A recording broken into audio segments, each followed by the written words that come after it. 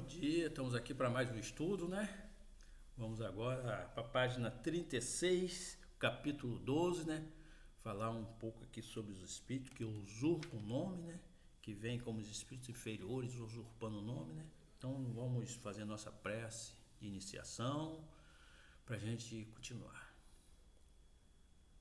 Pai amado, verdadeiro Deus nosso, Jesus, nosso irmão maior, aquele que veio aqui no planeta Terra nos ajudar, nos auxiliar, nos trazer informações e conhecimento.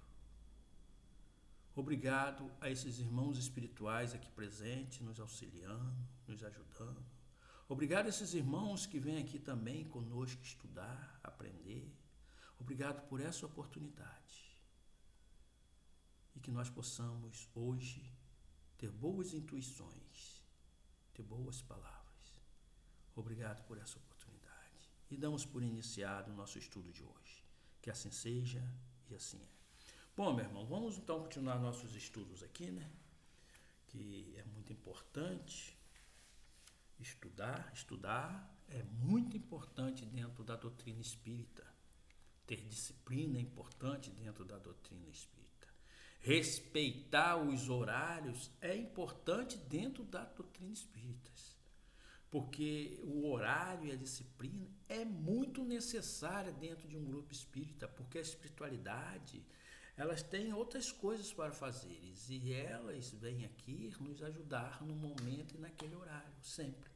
Não é que eles não vão deixar a gente abandonado, que sempre fica um guardião conosco, né? Mas aqueles que vêm trazer esse estudo, vêm nos ajudar, eles têm outras coisas, outros afazeres, né? Então, o mundo espiritual anda de mão dada com o mundo físico e o físico de mão dada com o mundo espiritual. Ok? Então vamos lá.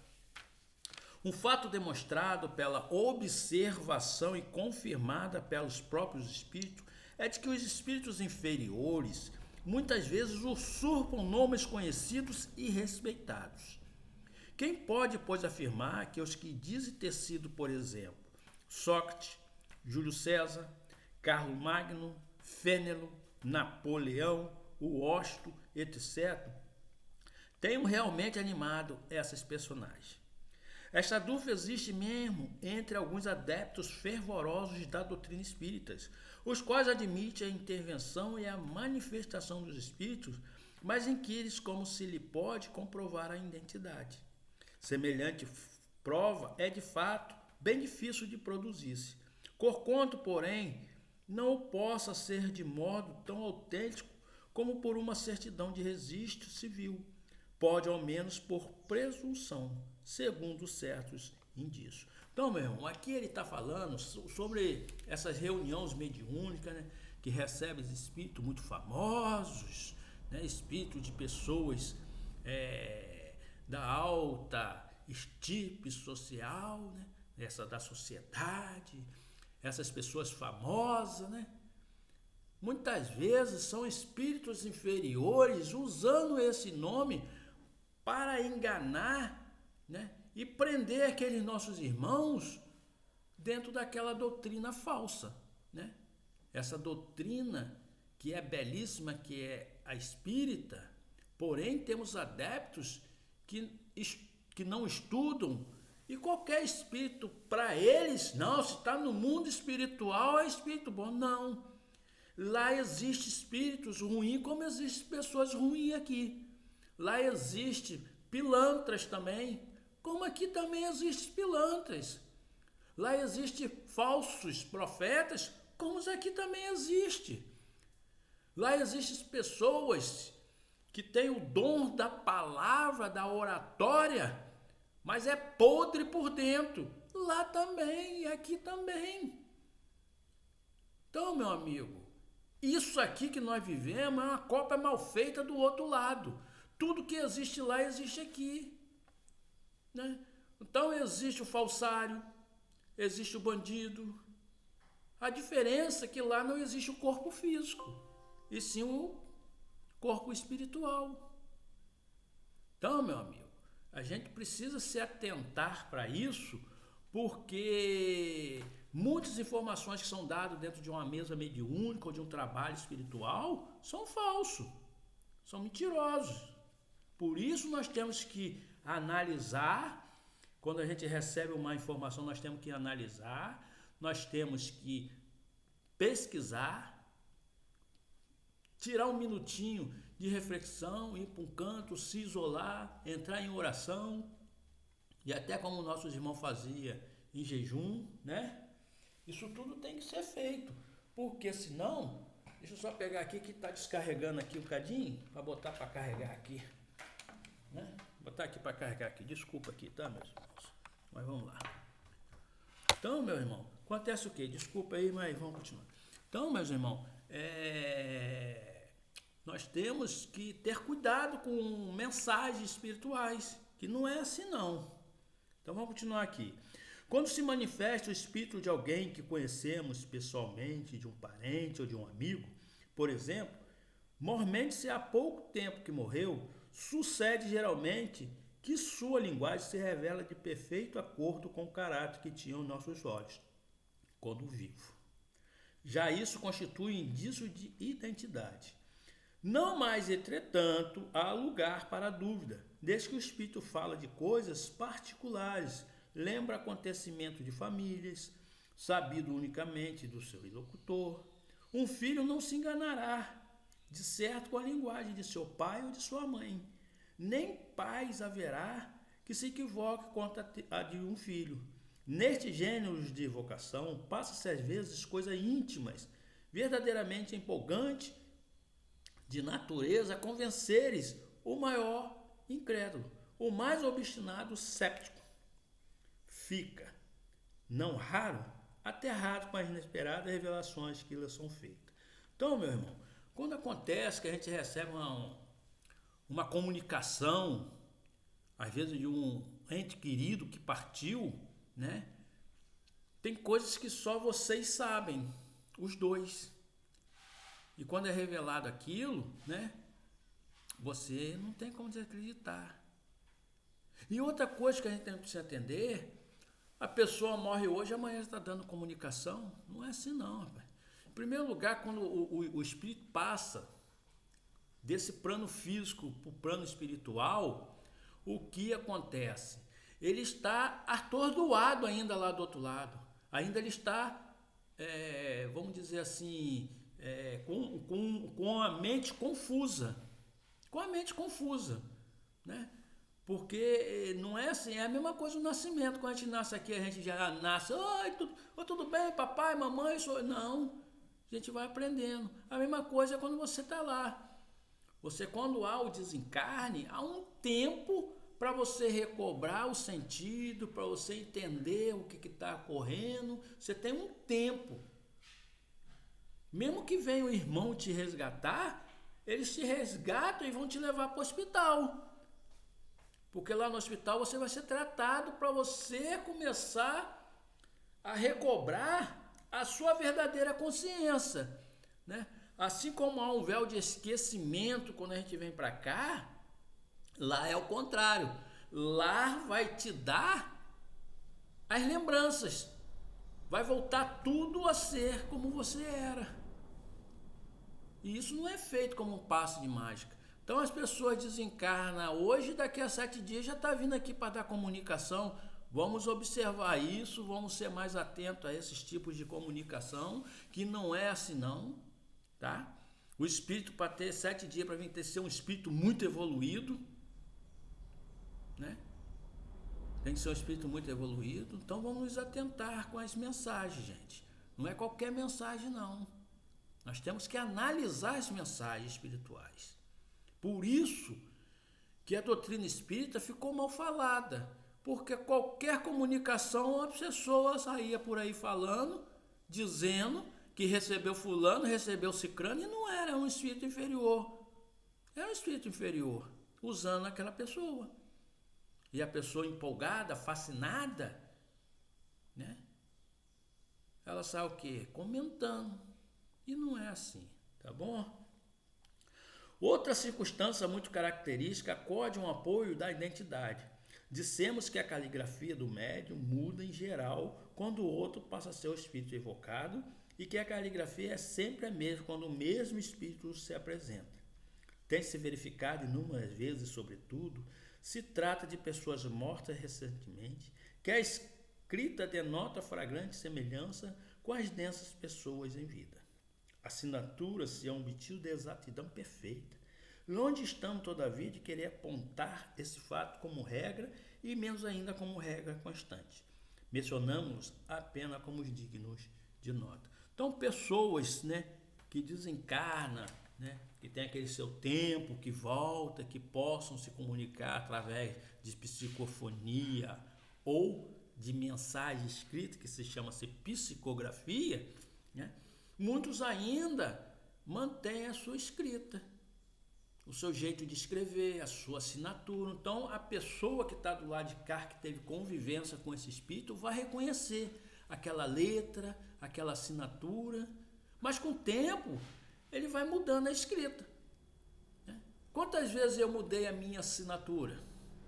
Acho que eu mudei a minha umas 3 ou 4 vezes, que eu não me sentia bem com aquela assinatura e ia só modificando, até que fiquei com aí já uns 30 anos, Mas quando eu tinha 18 anos, a minha assinatura era uma, quando eu tinha 15, a assinatura era outra. Então, as pessoas modificam até a própria escrita, até o jeito de escrever. Tem gente que escreve normal, outro só escreve com letra de forma, As coisas vão mudando. Isso também é o espírito, Só os espíritos que atingiram certo grau de purificação se acham libertos de toda influência corporal. Quando ainda não estão completamente desmaterializados, é a expressão de que usam, conserva a maior parte das ideias dos pensadores e até das manias que tinham na Terra. Os que também constituem o meio de reconhecimento, ao qual igualmente se chega por uma imensidade de fatos minuciosos que só uma observação acurada e detida pode revelar. Vê-se escritores a discutir suas próprias obras ou doutrina, a aprovar ou condenar certas partes delas. Outros a lembrar circunstâncias ignoradas ou quase desconhecidas de suas vidas ou de suas mortes. Toda sorte de particularidades. Enfim, quem são, quando nada provas morais da identidade, únicas e invocáveis, tratando-nos de coisas abstratas, Então, quando um espírito atinge um grau de purificação, ele se desmaterializa mais rápido. É o caso de Chico, Joana de Ângelo, Divaldo, Bom, é o que nos passaram, que nos passa o jeito de tratar.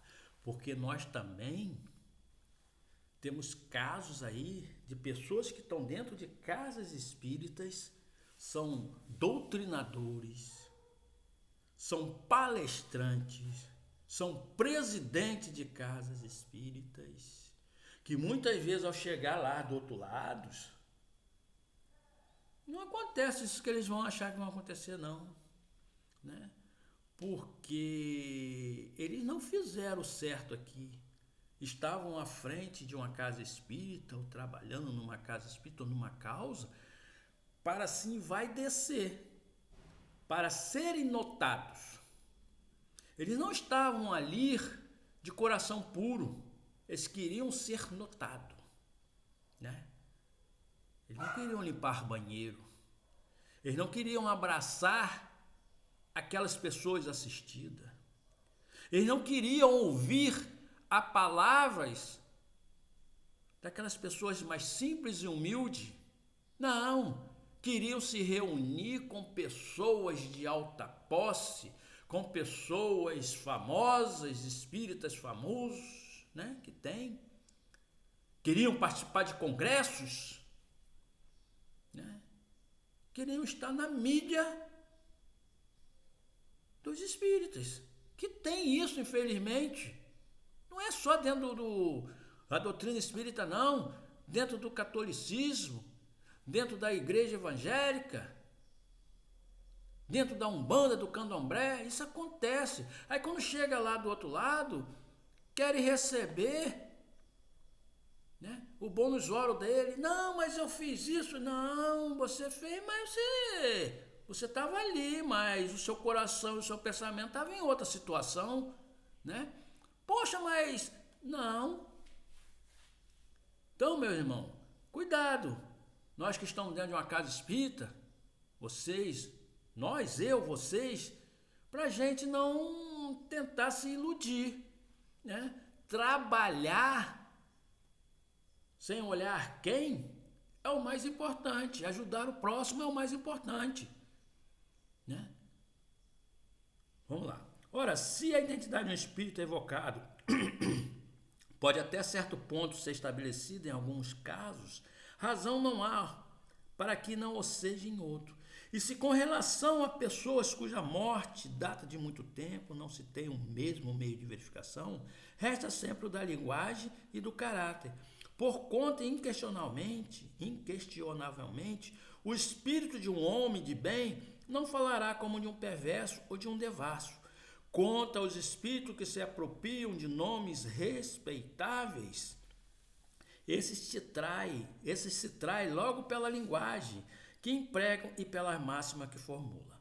Um que se diz infernole, por exemplo, que é quando apenas acidentalmente ofendesse o bom senso e a moral, mostraria por esse simples fato o embusto, se ao contrário fores sempre puros pensamento que exprima, sem contradições e constantemente à altura do caráter de Fênole. Não há motivo para que se duvide de sua identidade. De outra forma, havíamos de supor que um espírito que só prega o bem é capaz de mentir, conscientemente e ainda mais sem utilidade alguma. Então, meu amigo, eles vêm aqui nos dizer que quando o espírito desencarnou e nós não o conhecemos, por exemplo, o espírito que vem da comunicação de 200 anos, o espírito que está há 200 anos lá, que viveu há 200 anos aqui, né? Nós estamos em 2025, aí ele é de 1800, de 1900, de 1950, quer dizer, não tivemos convivência com esse espírito, como é que nós vamos dizer que é realmente aquele espírito? Né? Nem pela assinatura, nem pelo modo de falar, mas pelas suas mensagens. Se for uma mensagem elevada, uma mensagem para você mudar, para você fazer uma reflexão na sua vida, explicando a situação para você melhorar, esse é um espírito realmente que quer ajudar. Agora tem espírito que começa a vir aqui, não, continua fazendo isso, continua, não perdoa não, quer dizer, já é uma mensagem errônea. Então, esses espíritos que nós não conhecemos e não temos notícia, não são anônimos para nós, é o jeito de falar e a mensagem que nós vamos dizer se ele é um espírito que está tentando melhorar ou já melhorado, porque nós não temos mais nada dele, não temos assinatura, não temos jeito de escrever. Né? Vem aqui um espírito que viveu em 1800. Você não vai saber quem foi, né? Mas pelo jeito de falar que a gente vai conhecer. A experiência nos ensina que os espíritos da mesma categoria, do mesmo caráter, possuídos do mesmo sentimento, formam grupos de família. Ora, incalculável é o número de espíritos e longe estamos de conhecê-los a todos, a maior parte deles não tem mesmo nomes para nós. Nada, pois, impede que um espírito de categoria de Fênole venha em seu lugar, muitas vezes até como seu mandatário. Apresenta-se então com seu nome porque ele é idêntico e pode substituí-lo, e ainda porque precisamente de um nome para fixar as nossas ideias. Mas que importa, afinal, seja um espírito realmente ou não de Fênole, desde que tudo o que ele diz é bom e o que fala como teria feito o próprio Fênole. É um bom espírito, indiferente, é um nome pelo qual se dá a conhecer. Não passando muitas vezes de um meio de que lança a mão para nos fixar as ideias. O mesmo, entretanto, não é admissível nas invocações íntimas. Mas aí, como dissemos há pouco, se consegue estabelecer a identidade por provas de certos patentes. Né? Então, meus irmãos, muitas vezes a gente quer invocar um espírito, né, de luz, por exemplo, numa causa de saúde. Pessoas geralmente invocam Bezerra de Menezes. Ah, Senhor, doutor Bezerra de Menezes, Venha nos auxiliar aqui nesse momento de cura, nesse trabalho que é da sua medicina. Venha nos ajudar. Às vezes Bezerra de Menezes não pode vir, mas Bezerra de Menezes manda os seus amigos, irmãos espirituais, que é da mesma família, tem o mesmo pensamento, tem a mesma cura, vindo no lugar dele. Né? Por exemplo, um exemplo clássico, o governador, quando ele não pode ir a uma situação, porque ele vai estar em outro local no mesmo horário, ele manda quem? O seu assessor, o seu vice-governador, alguém responsável a responder por ele. Né? Então, as pessoas precisam entender que nem sempre o próprio espírito vem, mas vem um espírito que é da mesma estirpe, da mesma linhagem, da mesma família. Ok? Inegavelmente, a substituição dos espíritos pode dar lugar a uma porção de equívocos, ocasionar erros e a miúde, mistificações. Essa é uma das dificuldades do espiritismo prático. Nunca, porém, dissemos que esta ciência fosse fácil, nem que se pudesse aprendê-los brincando. O que, aliás, não é possível, qualquer que seja a ciência. Jamais teremos repetido bastante que ela demanda estudo assíduos e, por vezes, muito prolongado. Não sendo lícito provocar-se, os fatos têm que se esperar que ele se apresente por si mesmo. Frequentemente ocorre por efeito de circunstância em que se não pensa. Para o observador atento e paciente, os fatos abundam. Por isso que ele descobre milhares de matrizes características que são verdadeiros raios de luz. O mesmo se dá com as ciências comuns. Ao passo que o homem superficial não vê numa flor mais do que uma forma elegante, o sábio descobre nela tesouros para o pensamento. Então, meus irmãos, aqui fica um recado para vocês. Cuidados com informações de espíritos, eles vêm nos enganar. Né? Então, a mistificação, a fascinação atrapalha quem estuda o espiritismo, principalmente no espiritismo prático, aquele que pratica numa mesa de desobsessão, numa mesa de tratamento espiritual, que traz esses nossos irmãozinhos, né? Nessas mensagens. Tenham cuidado, verifique antes de sair falando qualquer coisa, até mesmo quando um espírito vier, né? Se você estiver trabalhando, vier uma pessoa na sua frente e esse espírito vir no seu ouvido falar assim, ela está com câncer terminal. Cuidado. Esse espírito você não sabe se realmente aquilo é verdade. Ao passar essa informação para o consulente, precisa ter cuidado. Né?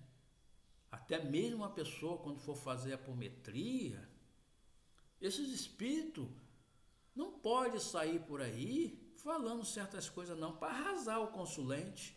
O consulente tem que ser tratado e cuidado, e certas informações não podem chegar a eles. Por isso, antes de fazer um trabalho de apometria, meu irmão, tem que fazer sua ficha, que a gente chama de amnese. Perguntar o que é assim, e depois botar ela em outra sala, tratar o que tem que ser tratado, e depois traz ela e comunica o que foi dito na mesa, com cuidado, fazendo-se uma análise antes, tá bom? Então vamos fazer nossa prece de encerramento, né? Obrigado, meus irmãos, por mais um dia de estudo, por mais essa oportunidade, que nós possamos analisar, fazer reflexões, para a gente saber com quem nós estamos nos comunicando. Muito obrigado por essa oportunidade. Obrigado ao nosso irmão Jesus. Obrigado ao Deus verdadeiro, aquele que realmente fez tudo. Muito obrigado. Que assim seja e assim é.